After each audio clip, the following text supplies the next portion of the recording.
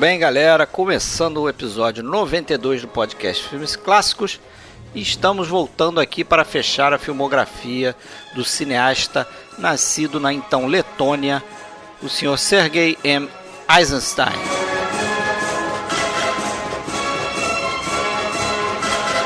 Essa é a segunda parte de uma dobradinha aí de episódios sobre a filmografia do diretor. E a gente começa aqui com Que Viva México. Passamos então depois para Cavaleiros de Ferro, o famoso Alexander Nevsky, de 1938.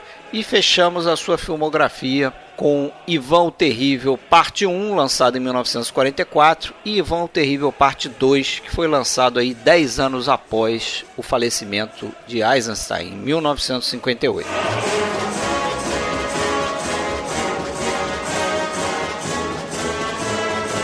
Pessoal, se você quiser entrar em contato com a gente, você pode acessar nossa página oficial, filmesclassicos.com.br.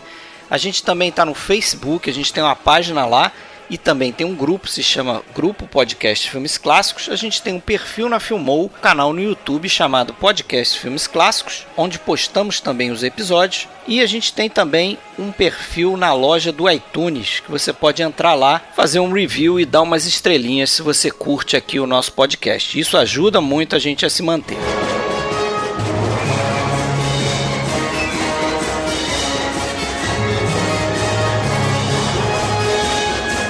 Então vamos retomar aí a nossa filmografia do Eisenstein. A gente fez a parte 1 há 2 episódios atrás. E para dar sequência aqui e terminar a filmografia do Eisenstein, que não é tão grande assim, estamos aqui, eu, Fred Almeida, falando do Rio de Janeiro. Lá de Blumenau, voltando com a gente, William de Andrade, músico. Tudo bem, William? Tudo certo, bicho. Com vocês aí? Tranquilo, tranquilo. Quanto tempo nós não nos falamos, hein? Quanto tempo, verdade. Eu ia mesmo comentar. E com a gente aqui também, Alexandre, também fala de Blumenau. Tudo bem, Alexandre? Tudo bom, Fred? Tudo bom, William? Tudo certo, cara. Vamos fechar a filmografia do senhor Sergei Mikhailovich Eisenstein. Bora. Isso aí. Então vamos retomar aí do ponto onde a gente parou, né? Que era 1929. O senhor Sergei Eisenstein vai para os Estados Unidos, não é isso? Primeiro para a Europa, né? Isso, período conturbado. Vai junto lá com o diretor assistente, né? O Alexandrov, e o câmera dele, o Edouard Tissé. A versão oficial, a desculpa oficial era aprender, conhecer melhor a tecnologia do som. Ele pretendia sonorizar o filme dele de 29, O Velho e o Novo. Mas ele fez uma temporada na Europa. Ele chegou a lecionar em universidades, em Londres, em Amsterdã, em escolas de cinema, em Bruxelas, em Hamburgo. Deu entrevista em rádio, em Berlim. Ele deitou naquela fama dele de vanguardista, né, que a essa altura já estava consolidada, tanto na Europa quanto nos Estados Unidos. E aproveitou para tentar fazer filme também em Hollywood, né? Então lá foi ele para os Estados Unidos, foi a Hollywood, se envolveu em 3 projetos, 3 roteiros diferentes. Um deles a gente comentou num outro episódio, quando a gente falou dos filmes do George Stevens, aquela trilogia, né, americana do George Stevens. A gente comentou que um deles, Um Lugar ao Sol, havia tido uma versão anterior chamada Uma Tragédia Americana, de 1931, e esse filme de 31, A Tragédia Americana, ele chegou a estar no colo do Eisenstein, né? Foi um dos projetos com quais Isso, acabou com o Joseph von Sternberg. Exatamente. O Eisenstein chegou a escrever um roteiro para essa história, baseada no livro do Theodore Dreiser, An American Tragedy, só que esse filme foi recusado pela Paramount, né? Porque era um filme extremamente crítico ao capitalismo, né? Como era de se esperar de um surpresa, soviético, né? de Como então. É que eles não pensaram nisso, né? E um filme que não era nem por a questão política que eles recusaram, mas é porque o filme ia bombar na bilheteria, né? Não ia bombar no sentido de levar bomba, ia ser né? Um fracasso, ia ser um fracasso de bilheteria. Então não deu certo. Ele acabou não fazendo nenhum filme nos Estados Unidos. Foi meio fracasso, assim. Ele, agora, do ponto de vista social, com certeza foi muita farra, muita festa, fizeram Dizem amizade. que ali ele perdeu, foi nos Estados Unidos que ele perdeu a virgindade com uma mulher e Um depois com um homem. homem, né? Experimentou bastante. Ficaram amigos, inclusive, do senhor Charles Chaplin. Né? Tem fotos aí do Chaplin passeando de barco com o Alexandrov na Baía de São Francisco e tudo mais. Inclusive um filme que o Alexandrov dirigiria depois. Por acaso até tem esse filme aqui, foi lançado pela CPC Omis, é o Volga Volga. É um filme sobre o rio Volga. Foi sugerido, ele foi imaginado a partir de uma ideia passada pelo Chaplin naquele passeio lá.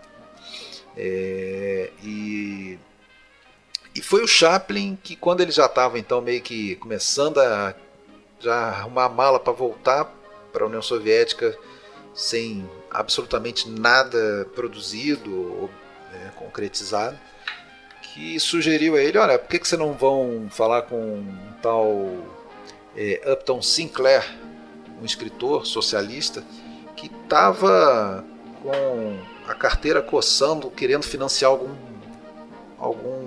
projeto. Né? Esse cara, inclusive, ele parece que escreveu mais de 100 livros. E um dos livros que a gente vai reconhecer dele, ele escreveu um romance chamado Oil, que depois virou o Sangue Negro, né? Filme razoavelmente recente aí do Paul Thomas Anderson. Né? Gosto bastante desse filme. Filmaço. Mas, diga aí. Então eles fizeram lá, foram conversar com Sinclair, que ofereceu então a eles algo que o Weinstein até nutria vontade, mas não teria recurso para fazer mais naquele momento, que era um filme sobre o México. Lá foram eles, atravessaram a fronteira, ficaram mais de um ano. Primeiro rodando o país todo em busca de conhecimento, né, sobre o país, de locações e tudo mais. Teve contato com pessoas do meio artístico, né, da época, Diego Rivera, Frida Kahlo, Escambau. Muita vida louca envolvida, né? Aí filmaram, pelo que consta, 75 mil metros de negativo, muita imagem, né? Evidentemente não é somente o que a gente viu depois na reconstrução feita pelo Alexandrov em 79. Eu li que tinha algo em torno de 30 a 50 horas de material filmado, cara. Olha que loucura. Tem um documentário chamado Fantasia Mexicana, Eisenstein, Fantasia Mexicana, em que ele mostra basicamente 1h40 de filmagens, outras, além das que estão no filme. E é muito bonito, inclusive, cenas muito bonitas, não sei, parece até material restaurado, assim, porque está estalando assim, a qualidade da imagem. E eu acho até que ficou mais bonito que o filme, pelo menos na versão que eu vi, o filme do Alexandrov lá de 79. Aqui a gente já está falando do que ele produziu, né, nessa ida dele ao México, né, que foi muita filmagem, mas esse filme ficou inacabado, né? Esse filme não chegou a ser lançado por ele ou montado por ele. Primeiro, porque os custos começaram a extrapolar, né? O Sinclair começou a ficar descontente com a demora em produzir um filme, em chegar no finalmente, né? E outra também por conta aí de uma das versões, o Eisenstein, ele recobrou lá no México a paixão dele por desenhar, né? Então ele desenhava tudo que ele via e tal, e no meio da história também aquela questão sexual dele meio um pouco depravada, né? Meio um pouco. E tinha desenhos pornográficos e tudo mais, e um dia esse material veio à tona, foi encontrado, e ele acabou, deu um pequeno escândalo ali, né? Então ele foi convidado a se retirar, foi para os Estados Unidos, e dos Estados Unidos apenas autorizado a cruzar o país para ir para Nova York pegar o navio, o avião, não sei, para voltar para a União Soviética. E daí, só que nesse meio tempo o o Sinclair ficou com os negativos, né, de tudo que tinha sido filmado, e prometeu que mandaria para ele em Moscou, e acabou que não mandou.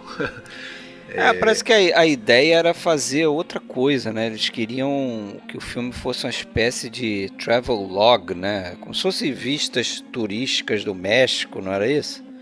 Essa era a ideia da Mary e Upton Sinclair lá, o casal de escritores, né?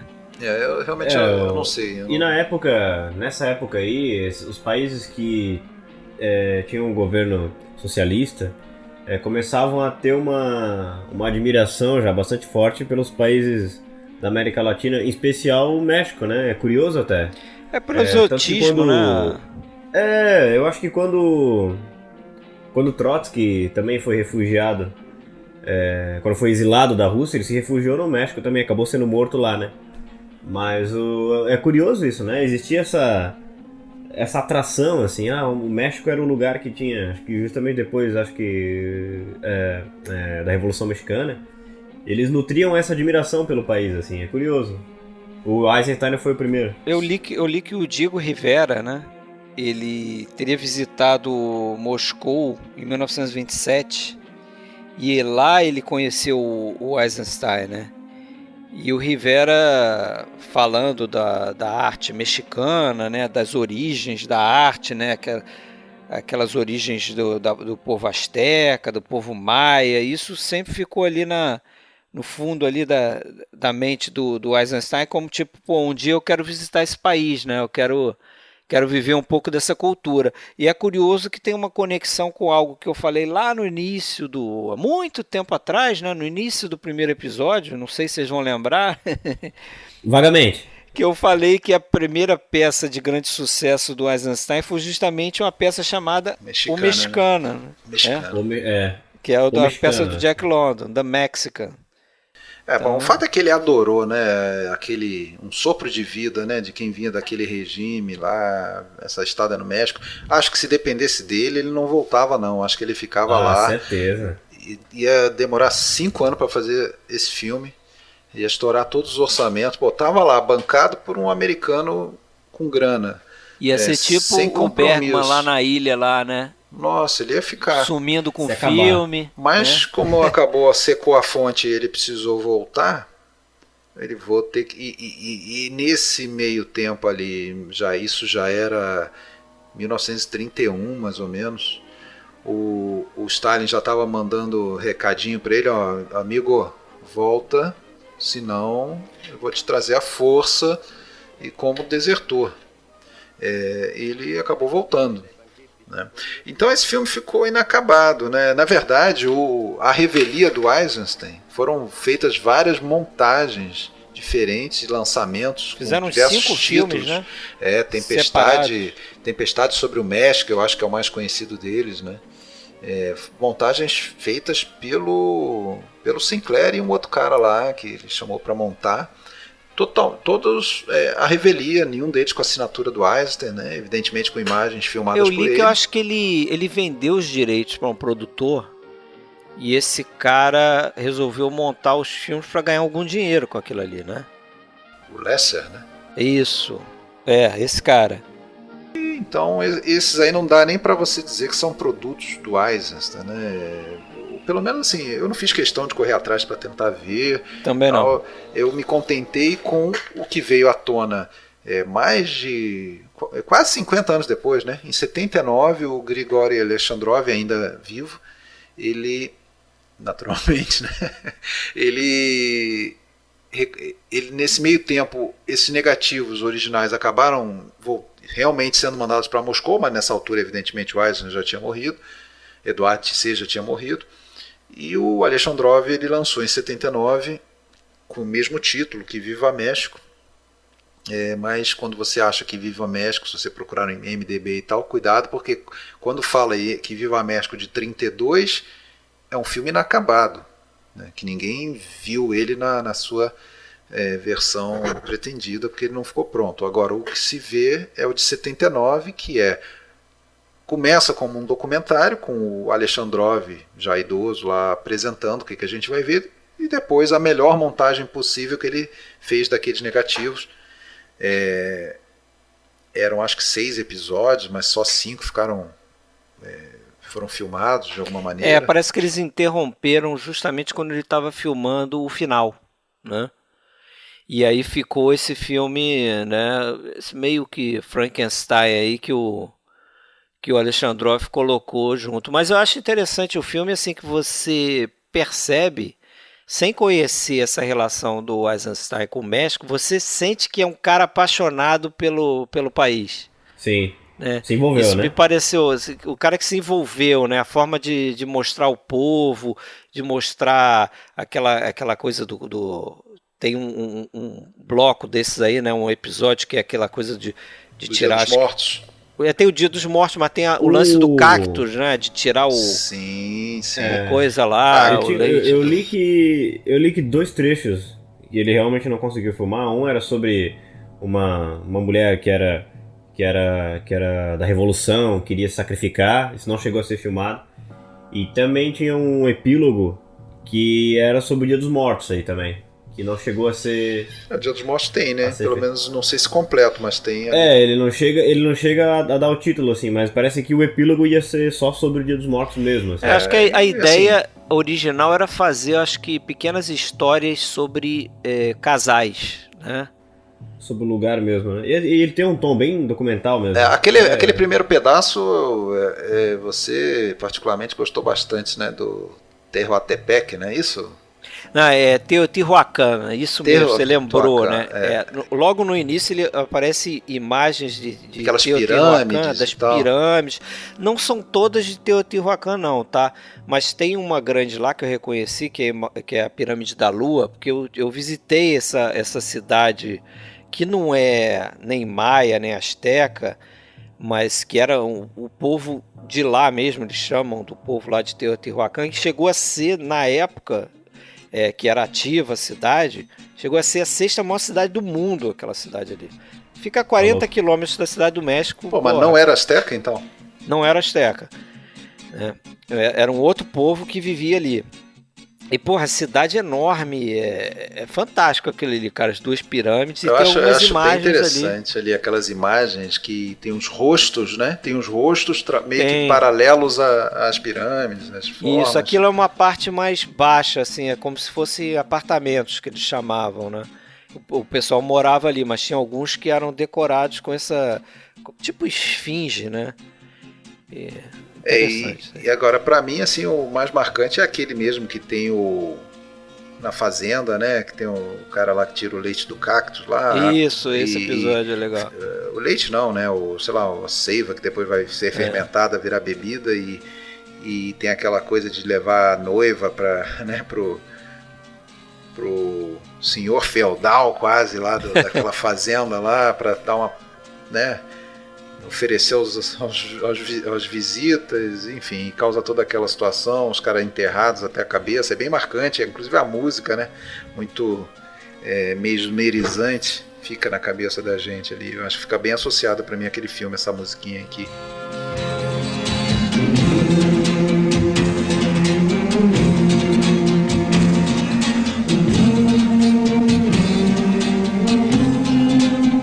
Mas o fato é que, para visão da época, realmente, desde o Velho e o Novo, que ele não estava produzindo nada, né? Ele ficou 2, 3 anos fora, voltou, não trouxe nada, não fez nada. Esse filme ele não viu pronto, né? Não viu. Infelizmente. E aí, em 35, se eu não me engano, ele se envolveu num projeto do que seria o primeiro filme dele dentro daquilo que se convencionou chamar aí nesse princípio dos anos 30 ali do realismo social, né? Realismo socialista ali das artes, né? Em que deixa de lado toda essa experimentação de forma e o mais importante é a mensagem, né? Aquilo que já engatinhava ali nos anos 20, no final dos anos 20, que meio que incomodou ele, né? Então ali ele, em tese, teria que se adequar a essa voga, né? A gente vê muitos filmes ali, é uma fase com realmente que não é muito conhecida, né? Os filmes soviéticos mais famosos são ou dos anos 20, aqueles experimentais de vanguarda, ou lá só daquela era de ouro lá dos anos 50, né? Era do degelo, quando voam as cegonhas e a carta que não foi enviada, aqueles do Kalatozov, do Shukrai. Mas nessa época, evidentemente, continuou existindo o cinema soviético, só que dentro desses preceitos, né? Então a gente é muito comum ver filmes como o Valery Shaklov, que é sobre um aviador heróico, ou sobre um grande comandante militar lá, que é um filme dos anos 30, agora me fugiu o nome. Também tem um até que foi o Pedro Bizelli que me indicou, que eu vi, que é a vida do escritor lá do Tolstói, a infância do Tolstói. Enfim, filmes nessa linha sobre personagens históricos, figuras importantes, vangloriando, né, os feitos, aquela coisa toda. Então ele começou um projeto aí de um filme chamado Prado de Beijing, né, que seria seu primeiro filme falado, né, essa era a ideia, né, sobre um conflito de gerações ali, um garoto, né, que na verdade se opunha ao pai, né, o garoto representando, mais uma vez, aí temos talvez o velho e o novo, né, aquela coisa das tradições antigas contra o que precisava para a evolução ali do campo. E, pô, esse filme não existe, né, ele também ficou incompleto, né. Tem imagens de quadros, né? Isso, tem imagens, frames no YouTube, inclusive. Você encontra como se fosse o filme, né? Cerca de, acho que 36 minutos de duração tem no YouTube e tal, mas que na verdade é uma montagem de frames. Mas os frames são muito bonitos, assim, sabe? As imagens são muito bonitas. Diz que na verdade os negativos não existem. Eles foram destruídos por um incêndio, aliás, num bombardeio na Mosfilm, que atingiu a Mosfilm durante a Segunda Guerra, né? Diz que esse filme, então, ele foi interrompido ali em 37, né? Justamente porque eles estavam achando que ia ser mais daquela coisa de Eisenstein, com muito estilo e muita viagem e pouca mensagem direta, que é o que se pretendia. Então, foi mais um projeto frustrado dele aí. Um filme estava ficando muito poético, muito desafiador para o público, né? Mais uma vez o governo aí, né, dando uma cortada aí no barato dele. Dizem até que quando ele voltou para a União Soviética nesse período, ele chegou a ser julgado, né, por um tribunal lá, onde ele foi forçado a repudiar alguns trabalhos dele e tal, né? Parece até coisa da Inquisição, né? Galileu Galilei. Sim. Foi mais ou menos nessa época mesmo. A relação dele com o Stalin já estava bem balançada aí. Nos próximos 2 filmes já vai ser uma coisa já mais nítida, né? Já vai ser declarado já.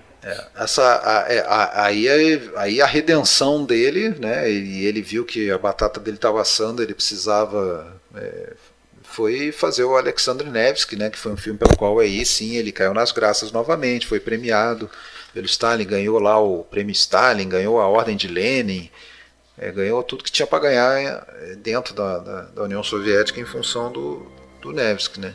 Que foi um filme encomendado, né? Justamente o Stalin, ele estava buscando, através aí do social realismo, essa coisa de trazer figuras históricas, né, de fazer filmes sobre figuras históricas que de certa forma traçassem algum paralelo com o que estava acontecendo naquele momento. Então, quem que era o Alexander Nevsky da história? Era um cara, um príncipe, né, lá da Idade Média, do século XIII, quando ainda não existia a Rússia unificada e gigante, né? 1242, né? Quando eram ainda pequenas cidades, eram regiões menores, eram as cidades-estado ainda, um país fragmentado, e é um cara que promoveu aí as primeiras tentativas de tornar o país o gigante que era, né, de unificar o poder. E só uma curiosidade é que lembrei agora que a gente está em tempo de Copa, né? E algumas sedes da Copa do Mundo são cidades que tem lá no Alexander Nevsky, né? Aquela Novgorod, né? Como é que é? Novgorod? Mais ou menos. Na verdade, não é bem aquela. É que tem duas. Não é essa. A da Copa ela é mais a leste, é a Nizhny Novgorod.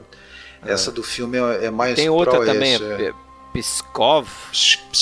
Pskov fica às beiras do lago, lá onde tem a batalha famosa do gelo. Já é quase chegando na Estônia.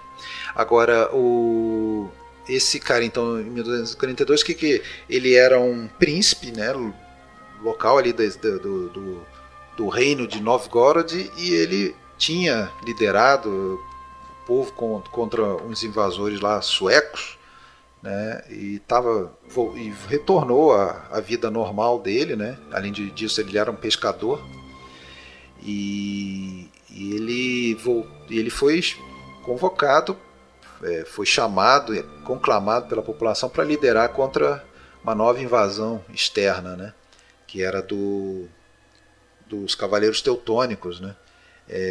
E esse evento caía como uma luva naquele momento para o Stalin, né, afinal de contas a gente tinha ali um inimigo alemão nazista, né, prestes a iniciar a Segunda Guerra Mundial. Isso já estava cantada essa bola.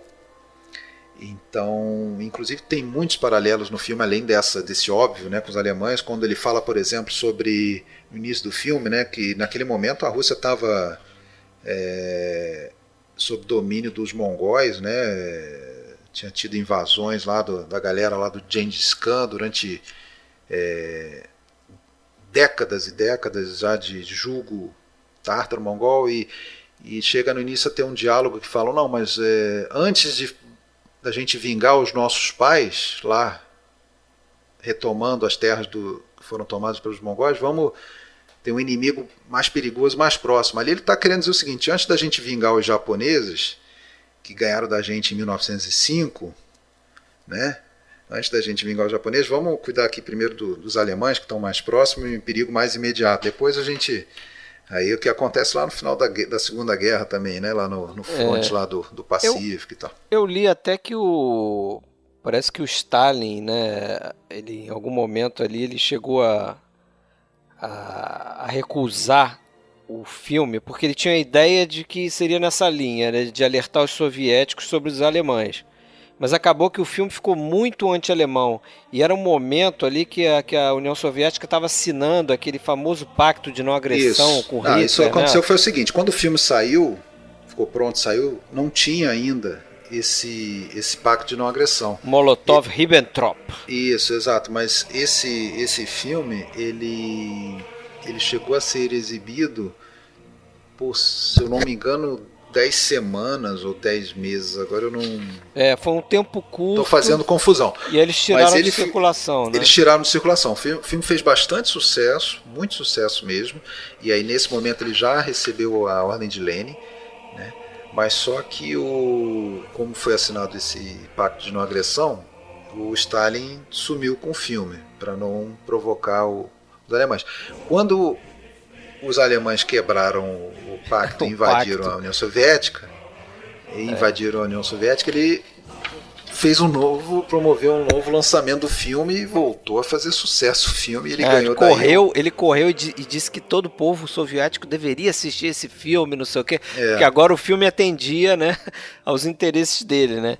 Exatamente. Curioso isso, né? E eu acho o filme, assim, além de fazer alertar o povo alemão, o povo soviético a respeito dos alemães, não sei o quê, ele parece um pouco premonitório, né? Com o que vai acontecer naquela famosa operação Barbarossa, eu acho. Pois é, sim. Né? Que os alemães vão tomar uma coça lá do exército soviético, e também por conta do inverno, das condições climáticas. É bem, bem parecido com o que acontece no filme, né? Com a batalha no gelo e tal. Isso.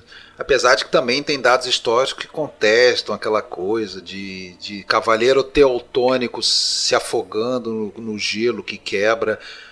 Parece que não foi bem assim, né? Parece que não era bem essa a intenção, a estratégia do Alexander Nevsky da vida real. Era mais porque duelar em cima do gelo era algo que eles estavam mais acostumados, enquanto quem vinha de fora não estava habituado ao gelo.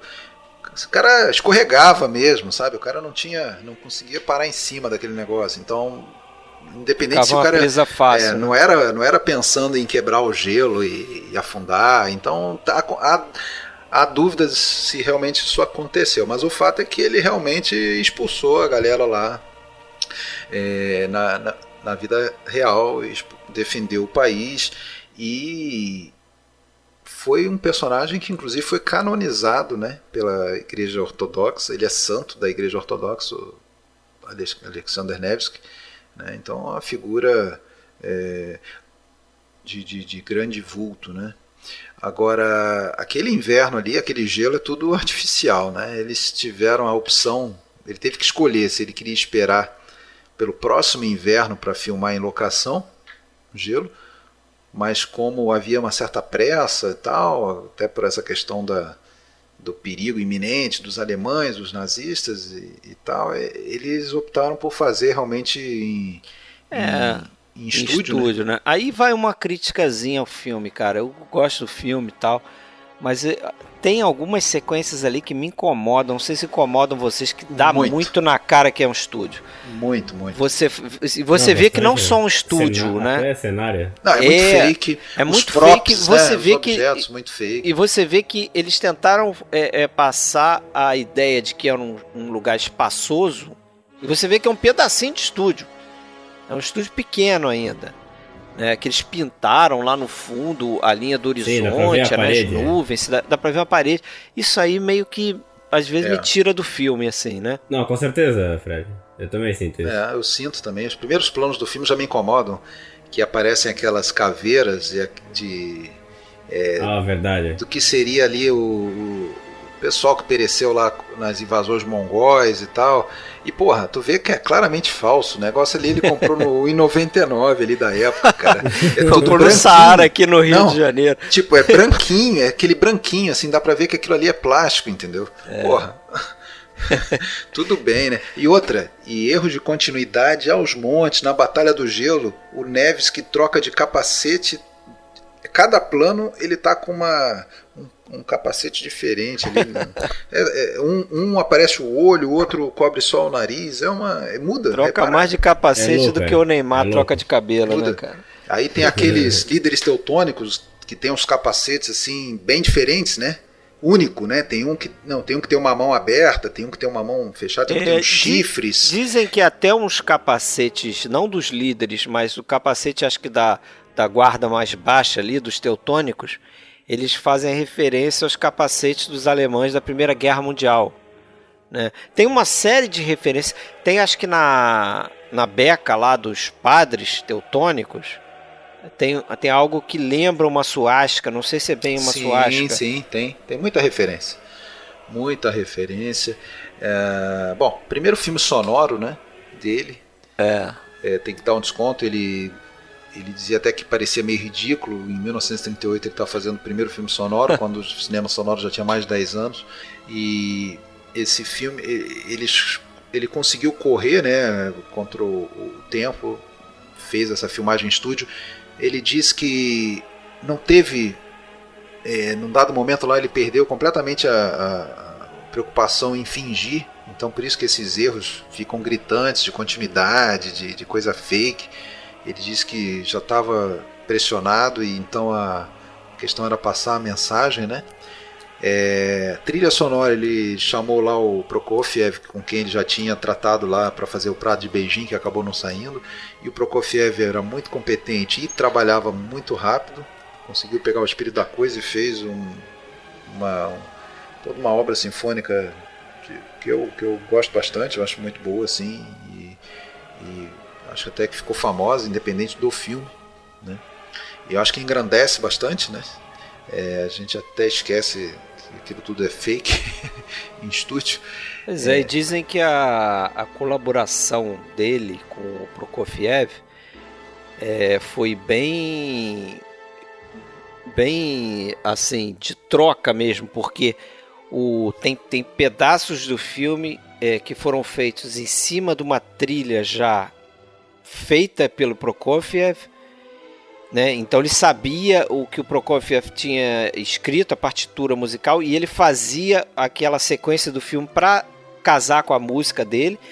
E teve momentos onde aconteceu o contrário, que é o mais normal, né? Ele fazia lá uma sequência e depois o Prokofiev fazia a música em cima daquilo.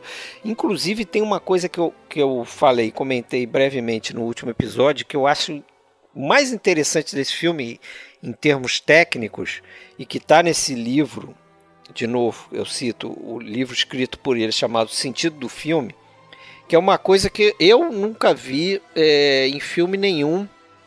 E vocês podem me dizer se vocês já viram algo parecido. Que diz respeito, e o William vai gostar disso, sendo músico, acho que você vai até entender melhor do que a gente. Mas o que eu li é o seguinte: na Batalha do Gelo, o Eisenstein tenta fazer algo que é casar não só o compasso da música. Então parece que um trecho ali de música tem, acho que 17 compassos.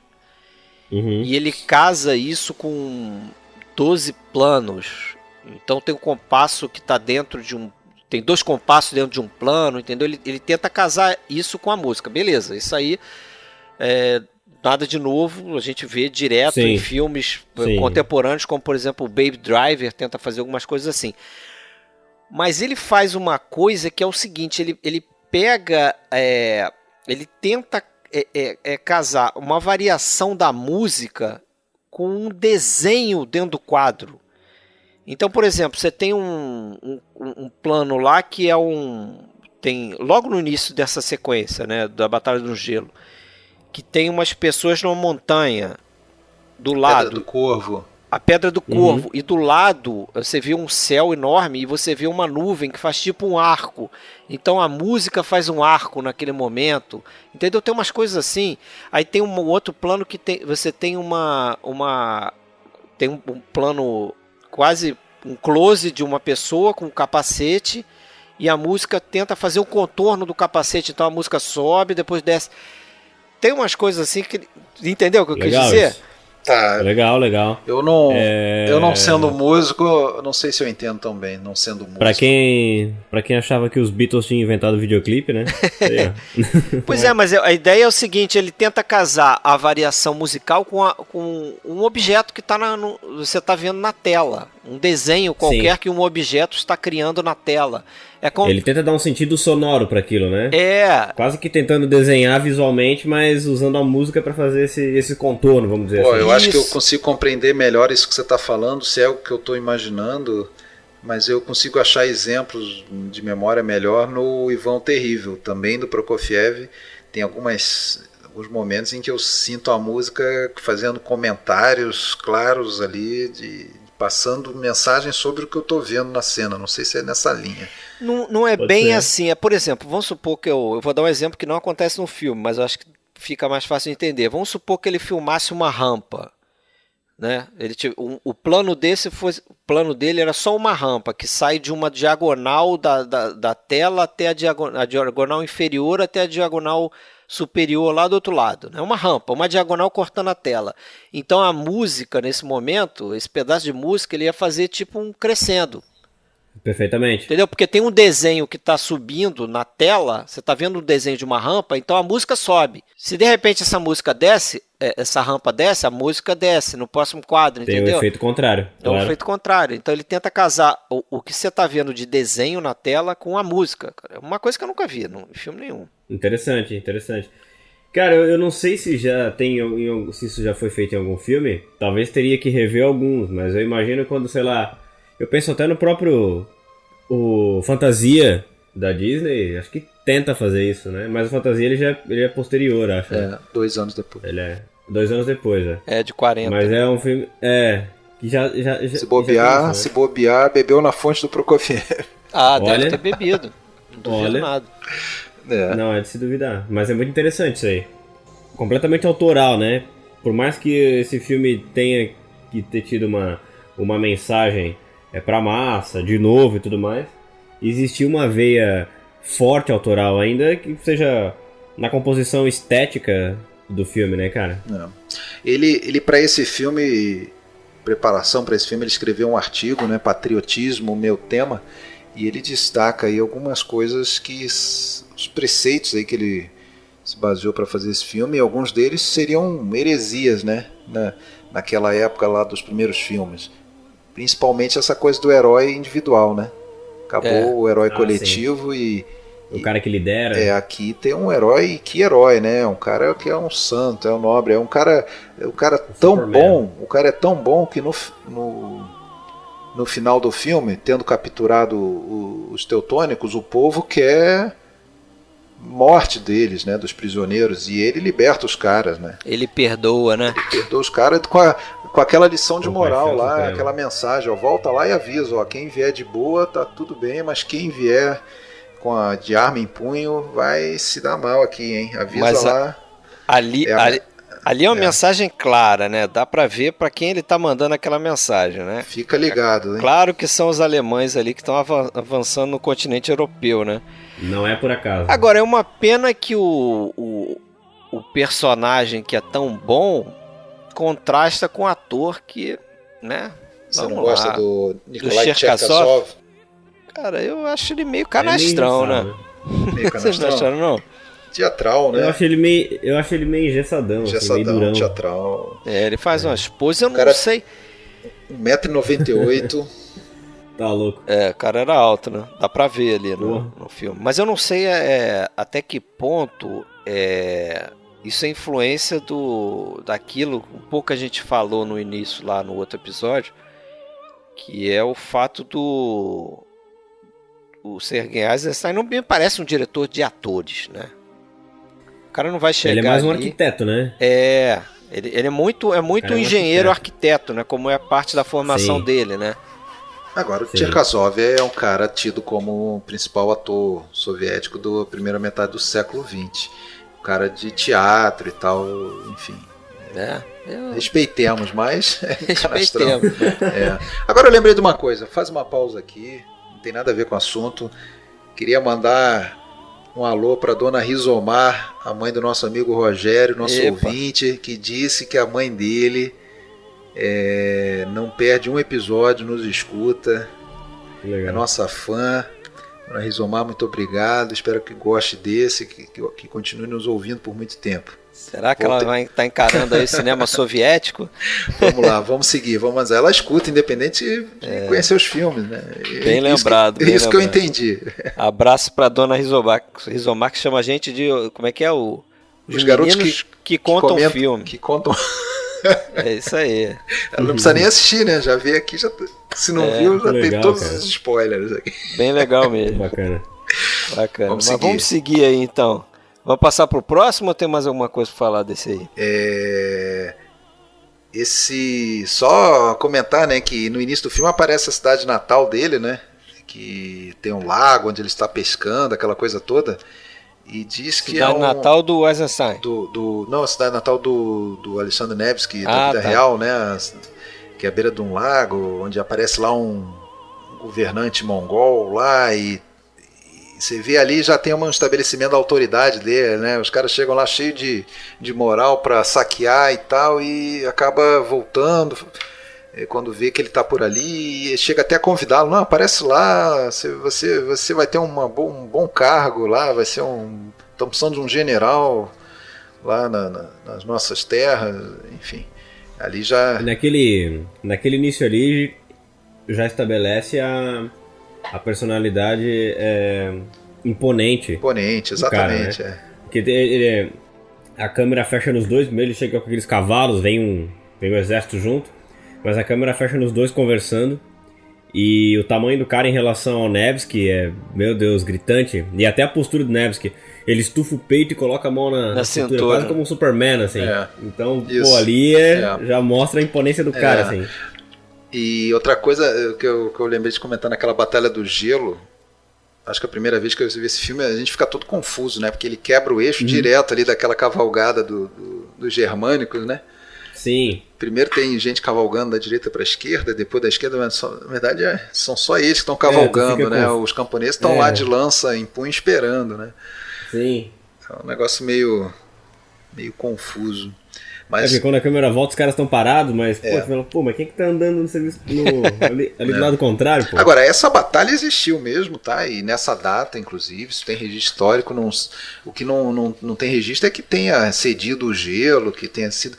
Mas essa coisa de atacar pelos flancos, enfim, foi considerada inovadora na época. Foi uma das batalhas medievais mais famosas aí. Dizem que o Eisenstein ele gostava muito daquele filme do David Wark Griffith, o Way Down East, que tem uma cena de perseguição no gelo. Eu não lembro mais, eu vi esse filme há muito tempo. Mas que ele teria de alguma forma se inspirado nesse filme para fazer ali, né, a ação na Batalha do Gelo. E outra coisa que eu acho que vale comentar é que apesar de ele partir aí pro herói individual, né, ele ainda trabalha um pouco com grupos, né? Você vê que os bons são o povo, são os camponeses que vão lutar com o que podem, né? Eles vão lá na loja do armeiro lá e ele sai distribuindo as espadas, as coisas, cada um pega o que dá para pegar. E os aristocratas, eles parecem tentados a se venderem ali pros invasores, né? Eles não estão a fim de lutar, né? Eles querem criar uma situação ali, uma intriga para o Alexandre Neves voltar. Diz, o povo não quer você, a gente não quer lutar. Então ali já tem uma crítica também, né? De quem quer lutar é o povo e os ricos não querem lutar, né? Eles querem vender o país, né? Querem vender o país. Tem também simbologia naqueles personagens, aqueles dois amigos que disputam a mulher, qual que vai ser o mais... tem um cara que é mais intrépido, assim, mais por louca, desembestado, e tem um que é mais sábio, mais ponderado. Então, na verdade, eram valências, eram características que eles queriam dizer, olha, vocês, povo soviético, que vai passar por invasões, vocês têm que desenvolver essas coisas todas, vocês têm que ser corajosos, mas também têm que ser sábios. A mulher, tem aquela mulher lá, tem duas mulheres, né? Até confunde que elas são parecidas, mas tem uma mulher que é mais cuidadora e tem uma que é mais guerreira. Então, também mulher soviética, a gente vai precisar da mulher cuidadora e da mulher guerreira também, que pega em armas. Todo mundo representado. Todo mundo representado. E até na hora que eles vão pegar as armas, que daí acaba espada, lança, eles pegam o que tem na mão. Provavelmente uma clara referência até ao símbolo, né, do comunismo, que era a foice, o martelo, né, aquela coisa. Verdade. Provavelmente até disso, assim. Verdade. Mas é isso. E essa coisa, para quem gosta de história, na verdade eu fui ler, né, isso aí foi tratado como um braço das cruzadas, né? Assim como tinha as cruzadas mais para o sul ali, lá para a Terra Santa, Jerusalém, tinha as cruzadas do norte contra os infiéis dos ortodoxos, né? Então era nessa linha, né? Esse braço teutônico aí era para quem vê a história pelo outro lado, era o pessoal do bem, né? Que ia contra os bárbaros do eslavos. Já quem olha com a visão do russo, ele era um grande herói, né, que defendeu o povo da invasão. Como a história, né, pode ser contada sempre dos dois lados, né? Claro. É verdade. Vamos seguir? Vamos pro próximo. O cara, eu falei que ele ganhou prêmio, né? Ganhou a Ordem de Lenin, Stalin ganhou dinheiro, ganhou apartamento novo, ganhou carro novo. Não, isso é sério, ele ganhou tudo isso. E ganhou o cargo de diretor artístico do Mosfilme, o Sr. Eisenstein, em função do sucesso desse filme, né? E esse filme, você já falou, ficou engavetado durante o pacto, depois quebrou o pacto, voltou com carga total. Eu li aí que parece que foi assistido por cerca de 23 milhões de pessoas. Caramba, muita coisa. E aí recebeu um outro trabalhinho, né? Em 41 ainda, né? Ainda em 41 ele recebeu a incumbência de fazer uma trilogia sobre uma outra figura histórica, né? E o Eisenstein tinha adoração pelo o Stalin. Stalin, né? Tinha uma adoração. Inclusive, se reconhecia, encomendou, né, exatamente. o projeto. Ele queria muito um filme sobre Stalin, mais uma vez naquela linha da justificação, né? Dos fins justificam os meios. primeiro czar, né, da história, um cara tirânico, chegou a ter o apelido de o Terrível, né, Ivan o Terrível, não é à toa, atrocidades, opositores ele não tratava muito bem. Tolerava. E era de certa forma o que estava acontecendo durante o regime stalinista, né? Isso tudo sempre com a justificativa de ser em nome da grandeza do Estado, né? Então, bem maior, quem se opunha precisava ser exterminado. Então, essa era a ideia. O Eisenstein, em 1941, ainda sentou para escrever o roteiro. Era um roteiro contemplando já as 3 partes, né? E seria uma obra grandiosa, né? Que é desde a infância traumática do Ivan IV lá até o seu final, né? E a consolidação. Terminaria a terceira parte com ele finalmente conseguindo alcançar o Mar Báltico, né? Expandindo o território russo até o Báltico, né? Que sempre foi uma grande ambição, e tanto que hoje, se você olha no mapa, a Rússia os territórios mais do Báltico não são mais da Rússia, tem ali aqueles países bálticos, Letônia, Lituânia, Estônia, mas ficou um pedacinho de terra ali da Rússia, no meio dos outros países, um pedaço separado do resto da Rússia, que é ali. Inclusive tem um estádio da Copa que é ali, tal do Kaliningrado, aquela região. É uma região já quase na Polônia, por exemplo. É a região mais europeia, mais perto da Europa. Então ali sempre foi uma coisa importante para a Rússia ter aquele acesso ali ao Báltico. E foi graças ao Ivan. Então, para quem pensa na nação, o cara conquistou coisas importantes, né? Foi ele que unificou. Se a Rússia é gigante como é hoje, é um país gigante, foi... Ele é o culpado. Ele é que deu início a isso aí, conquistando, anexando terras, né? E a parte 2 terminaria com isso, apareceria inclusive a personagem da Rainha Elizabeth I da Inglaterra, que era contemporânea dele. Consta aí que ela chegou a mandar proposta de casamento para ele, que ele recusou, porque não faltava esposa para ele foi casado 7, 8 vezes, mandava matar geral, descobria que não era virgem, parecia afogada no dia seguinte. E era isso. E claro, né, o Eisenstein, pela natureza dele, ele não conseguiria fazer um filme com um personagem plano, né? Então, nesse roteiro, talvez não no inicial, mas nas revisões, ele foi dando uma profundidade psicológica ao personagem, principalmente a partir da parte 2, né? O que acabou sendo um pouco a ruína dele, né?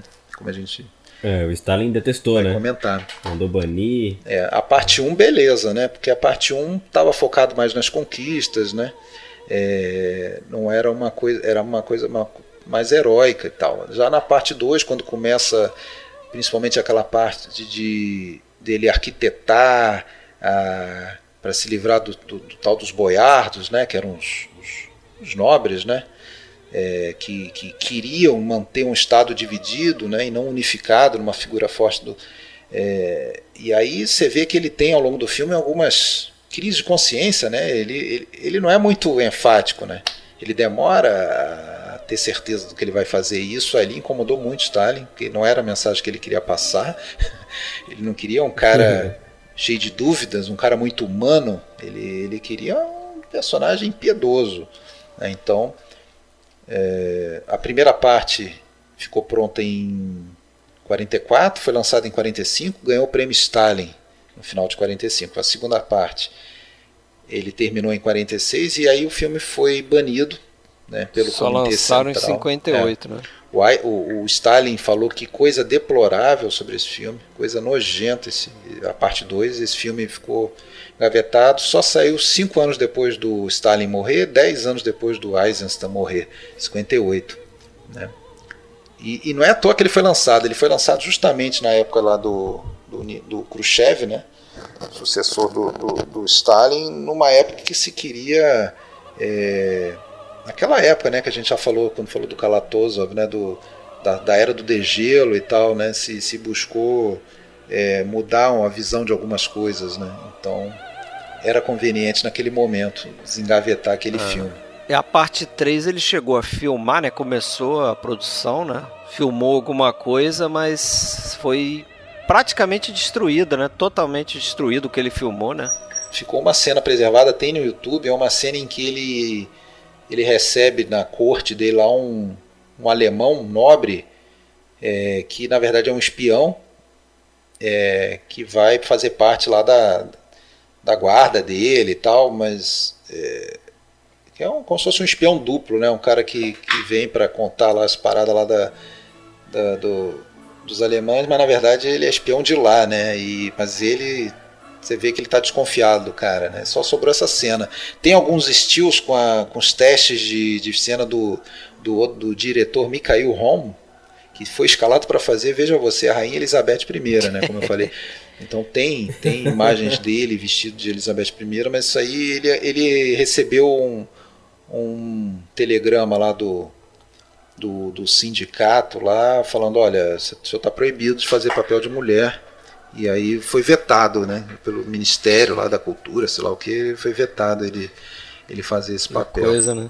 E vem cá, você tem alguma informação que eu confesso que eu não achei a respeito do uso de cor nesse filme? Porque é um negócio curioso, cara. A parte 2, né? Na parte 1 não tem, mas a parte 2 ele tem duas cenas, né? Duas sequências, né? Que não chega a ser sequência inteira, né? São algumas cenas que estão em cores, e isso é que eu achei mais curioso, é porque parece que não tem uma motivação para ter cor. A cor de repente desaparece, e você está dentro da mesma cena, a cor simplesmente desaparece.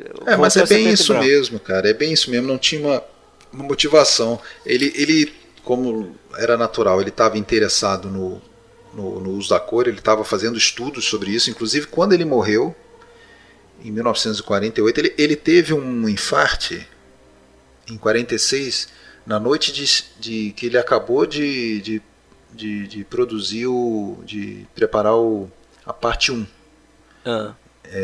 Ou a parte 2, agora eu não lembro. Mas ele teve um infarto, ficou internado. Assim, na noite que foi exibida a parte 2 pro Stalin, ele estava internado. Ele estava internado quando recebeu a mensagem que o filme não ia ser exibido, estava banido, né? Enfim, mas ele naquele momento ele estava fazendo estudos, inclusive interessadíssimo na questão da cor, né? Mas antes ali ele usou de uma forma bem experimental dentro do filme, basicamente por uma razão, que até em função da guerra, quando os alemães foram expulsos, eles confiscaram muito material e tinha dentro do material confiscado lotes de negativo colorido da Agfa Color, né? Que foi confiscado dos alemães, né? Então ele acabou ficando com esses negativos para estudar o uso das cores e tal, e inclusive estava escrevendo texto teórico sobre isso também, né? E ele aproveitou e usou, mas só que você vê que é uma coisa, lembra muito até desenho animado, assim, o tratamento da cor, né? na textura da cor naqueles filmes, fica uma coisa, eu acho até que fica bonito, assim, mas realmente é totalmente aleatório, assim, ele não passa nada, ele né? me lembra um pouco o início do Technicolor, né? Parece que tem algumas cores faltando. Exatamente. Não é aquele Technicolor depois aperfeiçoado, que você vê que são as cores mais até meio extravagantes, né? Mas sendo um filme que dá para dizer esse, sim, sem sombra de dúvida, um filme bastante expressionista na forma, né? Extravagante em algumas coisas, sim. Não é de se estranhar que entre cor do nada. Não é. Mas parece uma experimentação, assim, vamos fazer esse pedaço em cor para ver se fica legal e ficou. Entendeu? Ficou no meio do filme. Você falou aí de extravagante, eu acho um pouco extravagante a encenação, né? Sim, muito. E assim, ao contrário dos filmes que a gente fez na parte 1, parece que já é um outro estilo de direção dele. Você vê que tem planos mais longos. você tem o movimento dos atores, às vezes lembra filme mudo, né? Aquela coisa de dois atores close, chegarem perto, isso, para participar de um close.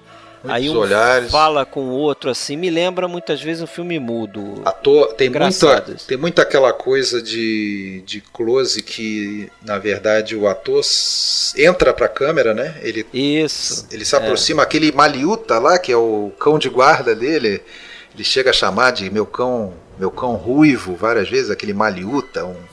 Ele várias vezes faz isso, ele chega com o olho perto da câmera, assim, faz uma expressão. Tem todo Esses dois ali, né? Esses dois ali são bem caricatos na forma de atuar. São. Tanto o Alexander Nevsky quanto o Ivan E com o Nevsky ele faz algumas brincadeiras de angulação ali com a barba dele, que ele levanta aquela barba pontuda, tem uma hora que tem uma procissão então, isso que eu ia falar, tem planos interessantes aí que mostram a qualidade do Edouard Tissé, né? Porque fazer aquele plano final, não sei se é exatamente o plano final, mas lá pelo fim do filme que tem essa cena aí onde tem o Ivan com aquela barba pontuda e a procissão ao fundo lá, aquilo lá não é fácil de fazer e manter tudo mais ou menos no foco, né? Aquilo ali precisa de muita luz. Você vê que o que o Stalin buscava justificar através desse filme era invasores externos, rechaçar invasores externos, rechaçar oposição interna, no caso representado pelos boiardos, e também da igreja, né? A igreja que queria dar uma podada nele. Tem uma cena na parte 2, tem até um cara que era ex-amigo dele, que vira padre ortodoxo, que tenta convencer ele, e aí eu acho que enfureceu o Stalin, né? Porque ele sai daquela conversa do padre falando, não, você tem razão, eu vou abdicar. Aí depois, não, eu mudei de ideia, não vou abdicar. Enfim, é aquela coisa meio claudicante, né? Ele em dúvida sobre o que seria o melhor fazer, né? Mas você vê a decadência de um homem, né? Ele é aquele cara que assume... Na verdade, assim, o filme ele iria iniciar com um prólogo mostrando o Ivan criança vendo o assassinato da mãe. Isso é o que estava no roteiro, isso é que foi filmado. Inclusive, as 3 partes estavam sendo filmadas meio que ao mesmo tempo. Não tinha essa cronologia primeiro, filmar tudo da parte 1. O que dava para ser filmado meio que simultaneamente, eles filmavam, né? Mas a parte do garoto lá foi filmada para entrar no prólogo da primeira parte. E esse prólogo inteiro existe num documentário que foi cortado depois, porque o estúdio entendeu que era muito negativa aquela parte e queria começar logo com a coroação dele. Que aí é como a gente vê o filme, né? Começa logo com aquela coroação dele, que depois joga um monte de moeda lá em cima dele, lembra disso, né? Sim, no começo também. Então ali é a coroação dele, que na história ele tinha 17 anos, né? E o Cherkassov até tem um trabalho legal de maquiagem, né? Que representa ele daí dessa idade até ele lá acabado, né? Sobre o peso da culpa e do poder, aquela coisa toda, um velho, enfim. É um pouco quase como o Bogart do Tesouro de Sierra Madre. A gente vê a mudança de um cara, não gente boa assim, mas um cara normal para um cara corrompido, totalmente corrompido e transfigurado fisicamente mesmo, né? E representa isso. Mas então eles cortaram, mas aí ele usou um pouco, alguns pedaços, alguns trechos desse que seria o prólogo na parte 2. E aí na parte 2 a gente vê um pouco daquele garoto que faz ele criança, como se fosse um flashback, né? Que vê a mãe, e aí tem lá um regente, né? Tem os boiardos, ficam funcionando meio como regentes ali, já que o pai dele morre quando ele ainda é criança, então ele não tem como governar, fica lá os boiardos cuidando do governo, matam a mãe dele, e aí ele, criança, ainda dá ordem para prender o líder dos boiardos, aí fode a porra toda, quebra um pacto lá comercial com os alemães, e aí começa a ser o governante impiedoso, já com adolescente ainda, né? Mas é isso, esse filme poderia muito bem ter sido uma trilogia, mas infelizmente não foi. Eu acho interessante, do ponto de vista histórico, é um filme que eu gosto. Essa imagem que eu comentei aí, que os nossos ouvintes não sabem que imagem que eu estou falando, mas eu tinha a nítida impressão, porque eu já tinha visto o Ivan o Terrível, parte 1 e 2, há mais de 10 anos. E eu tinha uma lembrança, tinha uma cena desse filme em que ele estava numa daquelas cenas em que ele fica meio pensativo, em dúvidas, e tinha tipo um globo de vidro em que ele via imagens, uma coisa assim. Aí eu tinha essa lembrança dessa cena, e eu fui rever agora para fazer o podcast, não apareceu essa cena, Aí eu fui pesquisar, e aí que eu lembrei o que era, porque é de um outro filme que eu vi também, há um tempo já também, em que tem o personagem do Ivan o Terrível, com esse globo, que na verdade é interpretado pelo Konrad Veidt, aquele ator alemão lá do Casablanca e tal. É aquele filme chamado O Gabinete das Figuras de Cera, um filme do expressionismo alemão, em que tem vários personagens históricos ali, né? E um deles é o Ivan o Terrível, interpretado pelo Veidt. Então tem essa coisa do globo. Ainda não vi, cara. É um dos filmes mais importantes aí também. Também não. O Gabinete das Figuras de Cera. Expressionismo. Agora, o mais interessante é o seguinte: o Eisenstein, ele se baseou na caracterização do Veidt nos Gabinetes das Figuras de Cera para o visual do Ivan o Terrível dele, né, no filme, né, o visual que ele queria dar ao Nikolai Cherkassov no filme, né? Então é por isso que inclusive são parecidos assim, principalmente na parte final, né, do filme do Eisenstein, que ele já está aquele cara mal, né, carregado de mal, né? Então tem a relação, não é à toa que eu tinha essa lembrança, né?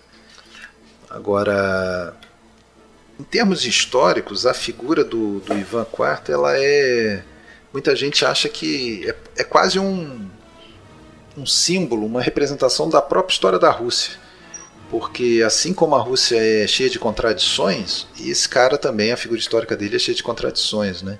E a própria aceitação que se tem dele, maior ou menor ao longo do tempo, tem a ver com a evolução do pensamento da Rússia. Então, depois de um tempo ali, quando acabou a fase mais pesada do stalinismo, começou a ter vários...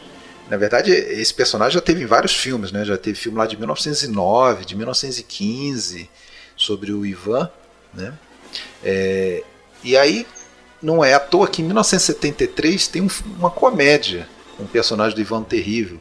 Ivan Vassilievich, que era o nome dele, muda de profissão. Aí é um cara que está nos dias de hoje, parece com um filme que circula por aí no Netflix, que tem o Hitler, que aparece do nada nos dias de hoje. Era nessa linha esse filme de 73, em que o Ivan Terrível vem para os dias de hoje e tem que lidar com os novos tempos, né? E ele não é mais, evidentemente, o czar, só que ele acha que é.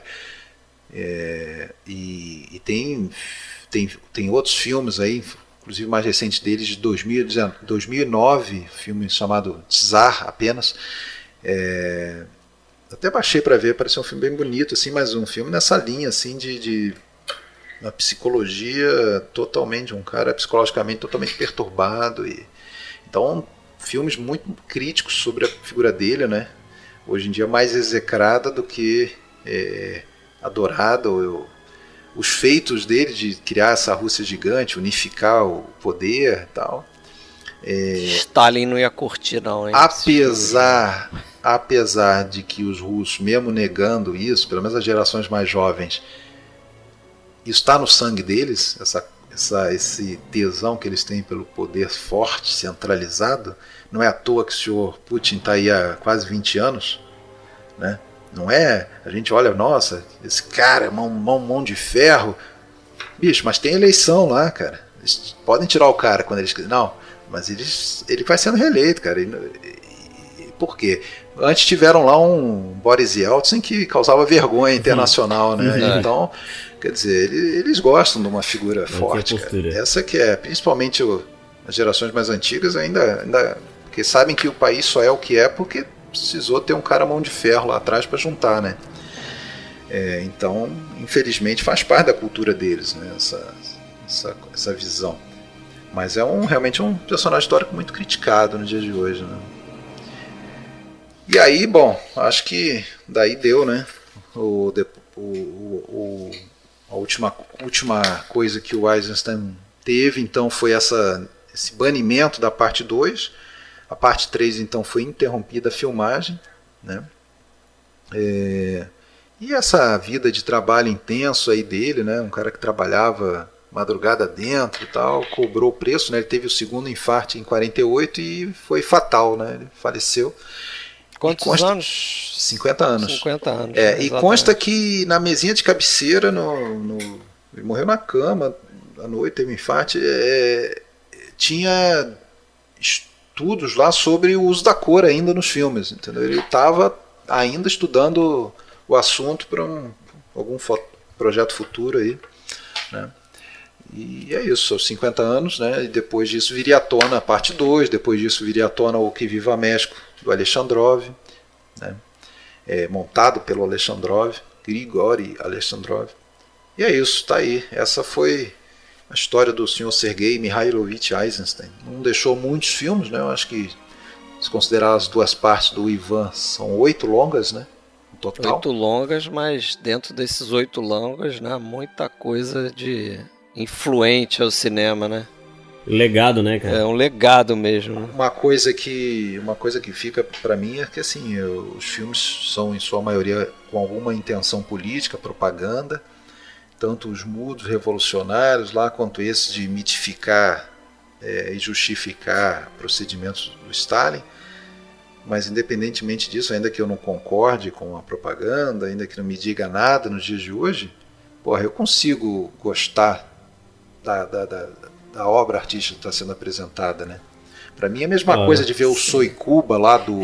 isso que eu lembrei, né? Até parece, eu não falei isso, mas o Que Viva México parece uma espécie de Soy Cuba dele, né? Essa coisa de tentar revisitar uma cultura e descobrir, apresentar a cultura para os soviéticos, né? Mas ao mesmo tempo fazer um filme que, tecnicamente é glorioso, assim, tem várias coisas interessantes. Não, isso, a técnica do cara, o legado dele por conta disso é inquestionável, né, bicho? Sem dúvida. Ele nesse aspecto também, eu acho ele um pouco parecido com o D.W. Griffith, né? Assim, que você pode pegar um Nascimento de uma Nação, não gostar de toda aquela questão e daquele contexto racial ali do filme, né? Mas você não pode descartar o que é o filme dentro da história do cinema, né?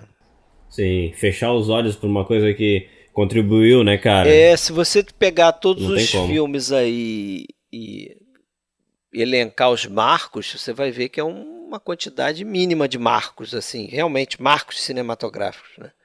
Sendo o Nascimento de uma Nação um, Encoraçado Potemkin é outro, o Gabinete do Dr. Caligari e por aí vai, né? O Cantor de Jazz, por causa do som e tal. Mas... merecidos, né? Merecidos, né?